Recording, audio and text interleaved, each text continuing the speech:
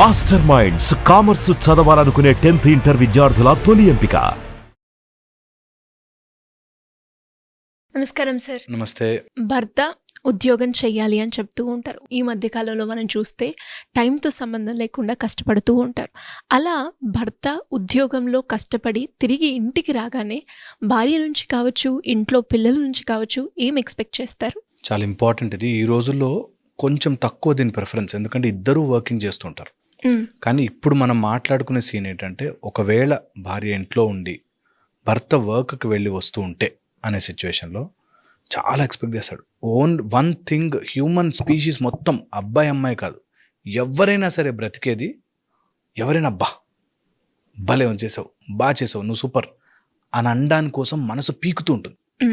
భర్త ఆఫీస్లో ఏదో వర్క్ చేసి ఇంటికి వస్తే ఫస్ట్ థింగ్ చూడాల్సింది భార్య, ఫస్ట్ థింగ్ అనుకోవాల్సింది, మా ఆయన గ్రేట్, నో మ్యాటర్ వాట్, ఎన్ని కష్టాలున్నా మా ఆయన గ్రేట్, మా ఆయన అనే ఒక ఫీలింగ్ వచ్చిన రోజున డెఫినెట్లీ లైఫ్ బాగుంటుంది. ఆ ఫ్యామిలీ బాగుండడానికి ఇది ఎవరి సైడ్ అయినా తీసుకోవచ్చు.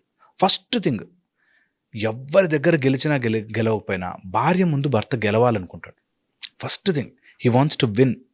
వైఫ్ కళ్ళలో మాత్రం ఎప్పుడు భర్త పడిపోకూడదు అనుకుంటాడు. So first thing, he expects that appreciation, that నువ్వు ఈరోజు చాలా కష్టపడ్డావు, నువ్వు సూపర్, నువ్వు ఉన్నావు కాబట్టి మేము ఉన్నాం అనేటట్టుగా ఆ ఫీల్ ఇవ్వడం చాలా చాలా ఇంపార్టెంట్. సెకండ్ వచ్చేసి, హీ ఎక్స్పెక్ట్స్ దట్ ఇంటికి రాగానే ప్రశాంతత ఉండాలి. బయట ఎన్ని తిరిగినా, అమ్మో ఇంటికి వస్తే నసరా బాబు అని అనిపించిన మొగుడు ఎప్పుడు ప్రశాంతంగా ఉండలేడు. ఓకే, చాలామంది నాకు వీడియోలో కమెంట్లు పెడుతూ, మరి ఆడవాళ్ళు అలా ఉంటే మగవాళ్ళు ఇలా ఉంటే, నేను చెప్తుంది ఇన్ జనరల్ లాజిక్లో. ఓకే, చాలా ఇంపార్టెంట్ దట్ ఇంటికి రాగానే పీస్ ఆఫ్ మైండ్ ఉండాలి. ఎక్కడికి పోయినా సరే ప్రశాంతంగా ఇంటికి వచ్చి 4 ముద్దలు తిని పడుకోవాలి, నా భార్య దగ్గర ఉండాలి అనే ఫీలింగ్ తెప్పించకపోతే ఎలాంటి మగవాడైనా డిజాస్టర్ అయిపోతాడు. ఓకే, చాలా ఇంపార్టెంట్. థర్డ్ వచ్చేసి, తన కోసం తన భార్య ఉంది అనే ఫీల్ చాలా చాలా ముఖ్యం. ఓకే, ఎప్పుడైనా ప్రాబ్లం వచ్చినా, ఏదైనా కోపం వచ్చినా, ఏదైనా గొడవ వచ్చినా, మనిద్దరం ఒకటి, వీఆర్ ఇన్ వన్ టీమ్, మనిద్దరం కలిసి ఆడుతున్నాం ఈ గేమ్ అనేది భార్య సపోర్ట్ లేకపోతే ఎట్లాంటి మగాడన్నా నాశనం అయిపోతాడు. క్లియర్ అది. అందుకోసమే ఎప్పుడు హీ ఎక్స్పెక్ట్స్ దట్ ఏమన్నా కానీ నా భార్య ఉంది నాకు, షీ విల్ సపోర్ట్ మీ. నేను ఎవరికైనా ఏదైనా ఇంటికి వచ్చి నేను అట్లా చేసిన, ఉద్యోగం ఇట్లా చేసిన అని పేకినా నా భార్య వింటుంది, నా భార్య నన్ను సపోర్ట్ చేస్తుంది అనేది చాలా చాలా ముఖ్యమైనది. And fourth most important thing, వీటన్నిటిలోకి ఇంటికి రాగానే ఇంత అన్నం వండి పెట్టడం, వాడి ఆకలి చూడడం.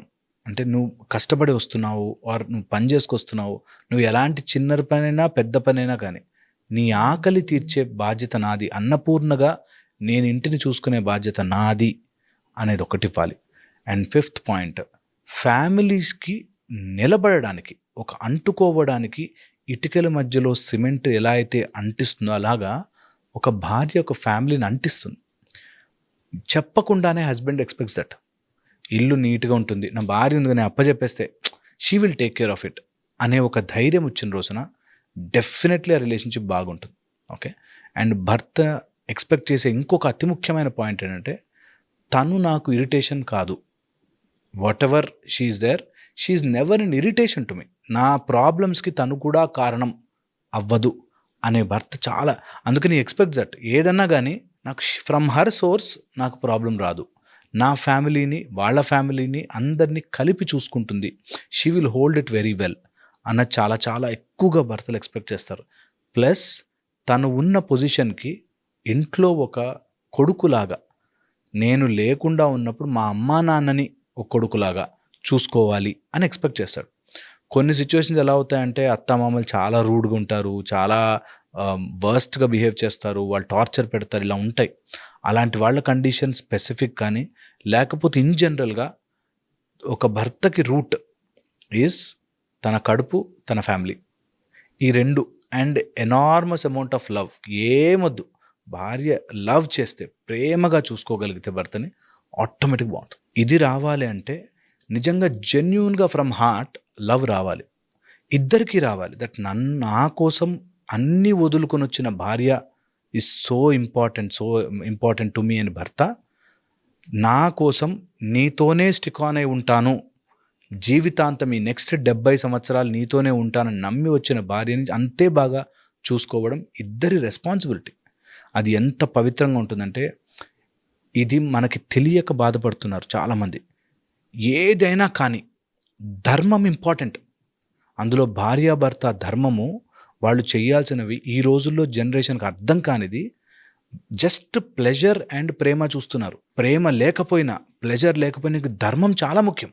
అవును.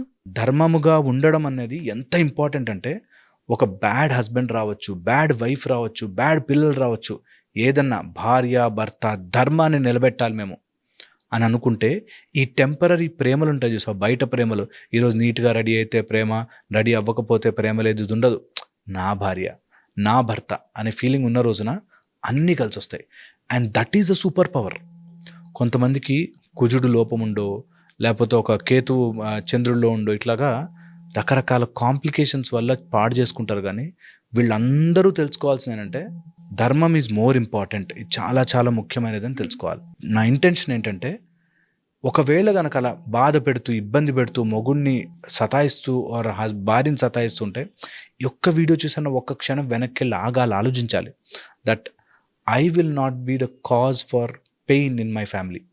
నేను నా ఫ్యామిలీకి పెయిన్ అవ్వను, వాళ్ళు ఎలా అన్నా ఉండని అనేది కనుక నేర్చుకోగలితే that will be life changing. ఇప్పుడు ఈ హస్బెండ్ ఇంటికి రాగానే ఆ ఉన్న గొడవలలో చాలామందికి అర్థం కాని concept talking straight. Talking straight అనేది చెయ్యరు. ఇండైరెక్ట్గా మాట్లాడతారు, ఎప్పటివో తీసుకొస్తారు. ఈ ఒక్క లాజిక్ అర్థమైతే ఏ ఫ్యామిలీ అసలు ఇబ్బందులు ఉండవు. They just don't talk straight. ఆ మాత్రం తెలీదా నీకు? ఆ మాత్రం అర్థం కాదా? ఎవరు చెప్పారో తెలీదా? నీకు తెలియకుండానే నువ్వు చేసావా? ఇలా these are so wrong. And ఒక ఫ్యామిలీ నాశనం అయిపోతుంటే చూసి ఆనందించే వాళ్ళు చుట్టుపక్కల నీకు చాలా ఫీడింగ్ ఇస్తారు. ఒక భార్య భర్త సపరేట్ అయిపోతే దానికి ఎంతమంది కారణమై ఉంటుంది తెలుసా? అత్త మామలు ఏదో మాట అంటారు, కజిన్స్లో ఏదో మాట అంటారు, ఈ మాత్రం చేయలేడా నీ కోసం అంటారు. ఇలా అన్ని మధ్యలో పుల్లలు వేసి పాడు చేసేవాళ్ళు చాలామంది ఉంటారు.